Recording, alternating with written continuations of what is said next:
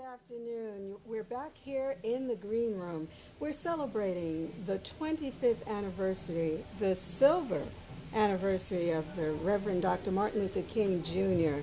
And sitting next to me is someone that I have no doubts you will recognize, a former Democratic member of the Oregon Senate, the Oregon House of Representatives, and is currently the Associate Professor in the Black Studies Department at Portland State University. She has just received another distinction to her illustrious career, the Lifetime Achievement Award for Collaboration. Welcome, Miss Avel Gordly. Thank you. Thank you so much. Miss Gordly, we're so glad you're here. Thank you. So glad. Yes, well, you're a blessing. And one of the reasons why you received this Lifetime Achievement Award for collaboration is because you did something monumental that I feel should be adopted clear across the United States. And that is the center at Oregon Health Science University. Would you like to tell us something about that? Thank you so much for the opportunity. This has been a 10-year journey, and there are so many people to thank and to acknowledge for their hard work over a long period of time, starting with Pastor Hardy here at Highland Christian Center. Pastor Hardy has been serving as chair of the African American Mental Health Commission for those years, and together in collaboration with OHSU and Dr. Norwood Knight Richardson, who is in the psychiatry department at OHSU, and together with some other folks in the community, Dr. Harold Briggs, my colleague at Portland State University, Dr. Joy DeGrew, April Turner, several other people. We had this vision, and actually it was Dr. Hardy's vision, that we have services available in our community, mental health services, for people who needed culturally competent care. And so over a 10-year period of time, we've been building toward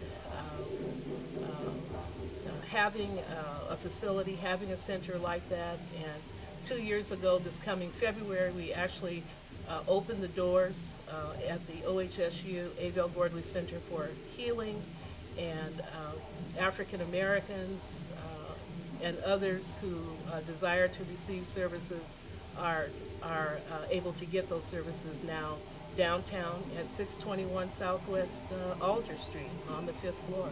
Well, that is just wonderful. That's wonderful news to hear, because the journey of the Black American is different. It's unique. There are certain challenges and intense situations that perhaps other folks are not subjected to, that they don't have to deal with. And so because that journey is different from the time in which the way in which we were brought over here on ships for labor, it's very important that we have specific attention to those things that affect us so greatly and can break us down and keep us from being able to develop and be the best we can be. We have to be able to understand how to deal with the stresses and the other things that come at us. Absolutely, and I know how important these services are through my own experience of dealing with depression for many years.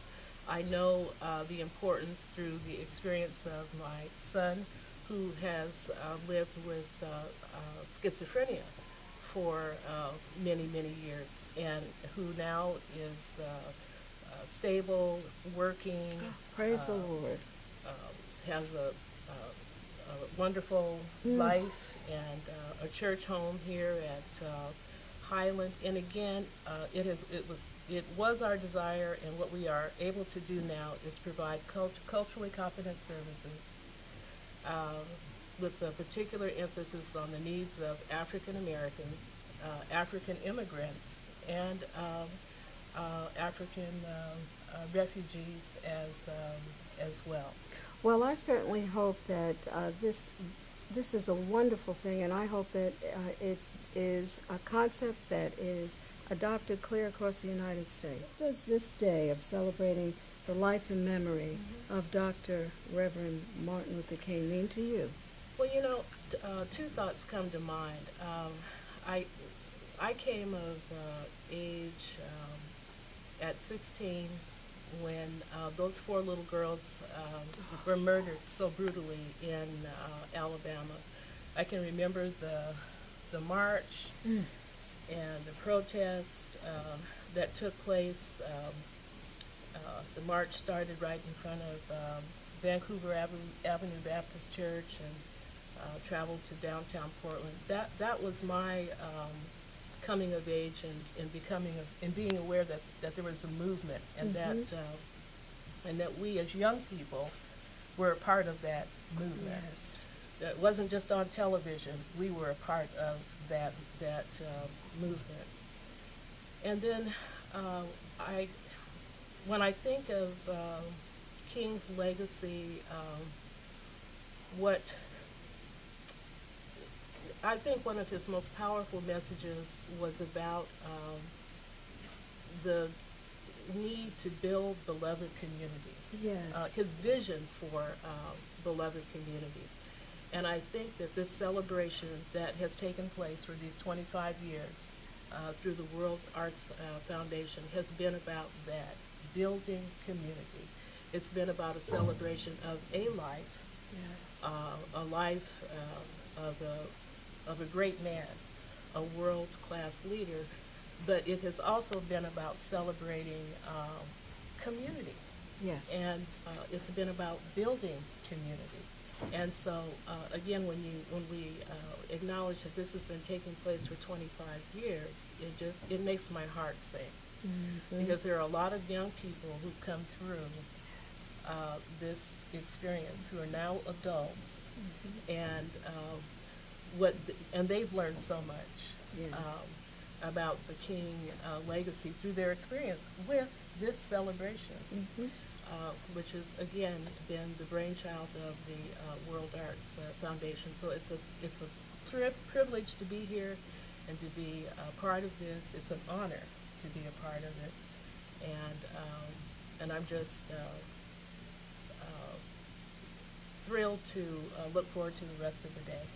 Well, thank you so much, Sister Avel Gordly. Thank you. I'm Thank so you. proud of you, so proud to know you, and so happy with the way you represent what is right in the world. Thank you so much. Thank you so much. Thank you.